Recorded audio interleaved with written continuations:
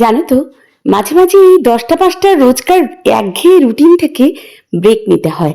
সবসময় ব্রেক নিতে গেলে যে লং ড্রাইভে যেতে হবে বা ট্রেন বা ফ্লাইটে করে অনেক দূরে যেতে হবে তা কিন্তু নয়। নিজের রোজকার পরিবেশটা থেকে একটু দূরে গেলেই দেখবে মাইন্ডে ফুল অফ অক্সিজেন নিয়ে তোমরা ফিরতে পারছো। যেমন আমাদের রাজ্যে যেটা আছে সেটা মিক্স কালচার, আমাদের কলকাতা। সেখানে গেলে তোমরা সবচাইতে ভালো যেগুলো পাবে সেগুলো হচ্ছে ভ্যারাইটিস টাইপ অফ রেস্টুরেন্ট। এই রেস্টুরেন্টে আমি নিউ মার্কেটের কাছে স্কুপ নামক একটা রেস্টুরেন্টে গেছিলাম, এবং সেখানে যে খাওয়া দাওয়াগুলো যে কত পরিমাণে আসাম ছিল সেটা তোমরা না গেলে বুঝতে পারবে না।